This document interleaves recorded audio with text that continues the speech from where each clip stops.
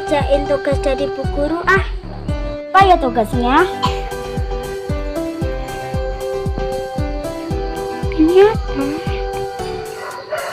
filsafat Yunani kuno. Apa itu?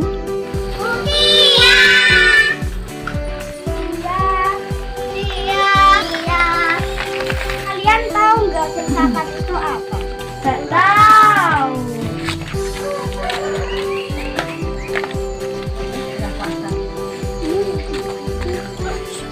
Aku lihat ini tadi juga nggak tahu. Gimana kalau kita tanya Bu Guru aja? Betul. Ayo.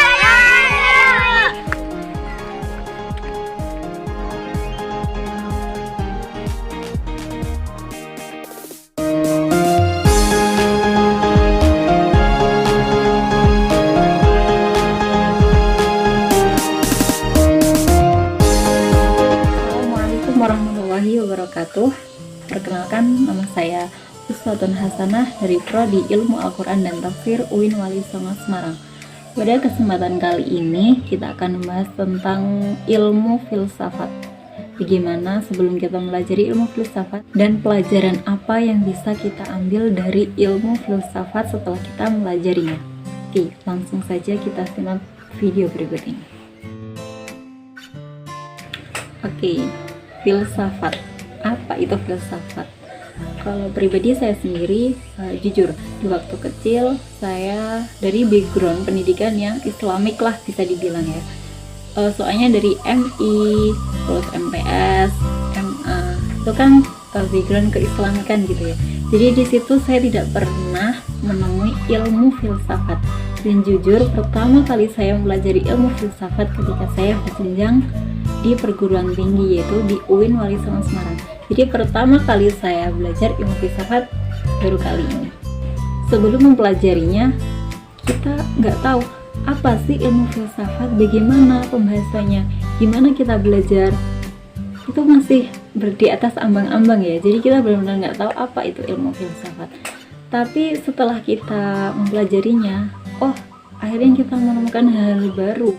Dan mungkin banyak sekali orang yang mengetahui dan ketika mendengar ilmu filsafat itu sangatlah susah untuk dipelajarinya.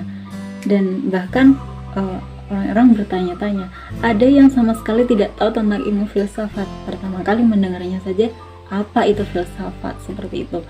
Jadi banyak sekali yang mengatakan bahwa mempelajari ilmu filsafat itu sangatlah susah dan itu sangat tidak mudah. Nyatanya banyak sekali yang pernah mempelajari ilmu filsafat, termasuk diri saya sendiri yang mempelajari ilmu filsafat itu susah-susah gampang ya. Karena apa? Karena pembahasan filsafat itu benar-benar kejadian yang akan kita rasakan di kemudian hari atau di hari yang lampau. Nah, di sisi lain, ketika kita ngomong susah belajar ilmu filsafat itu karena apa? Karena ekspektasi itu belum tentu sesuai dengan kenyataan yang ada. Jadi kita udah tahu bagaimana seharusnya kehidupan kita, alangkah baiknya begini, tapi kenyataannya tidak sesuai dengan ekspektasi kita. Jadi di situ kesusahannya belajar ilmu filsafat. Terus ada lagi mungkin dari pembahasan dan bahasa yang digunakan dalam ilmu filsafat. Mungkin ada bahasa Latin yang jarang kita dengar, sehingga kita yang kaum awam itu belum terlalu familiar dengan bahasa yang digunakan dalam ilmu filsafat tersebut. Kalau ditanya tentang apa saja yang dapat kita ambil dari ilmu filsafat, itu jawabannya cukup singkat, yaitu banyak sekali. Dan kalian akan paham bagaimana ilmu filsafat ketika kalian masuk ke dalam dunia ilmu filsafat. Ketika kalian ngomong itu susah, kalian kan belum mencoba. Kenapa kalian ngomong susah? Padahal kalian belum mencoba. Itu kan berarti ya gimana ya? Kalian perlu mencoba. Karena sesuatu itu akan susah ketika kalian belum masuk ke dalamnya.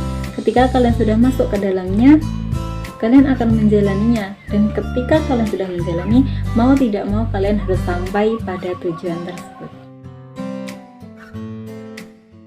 Dari pribadi saya sendiri, saya dapat mengambil pelajaran setelah saya mempelajari ilmu filsafat ya, itu sesuatu yang tidak selalu tampak seperti apa adanya.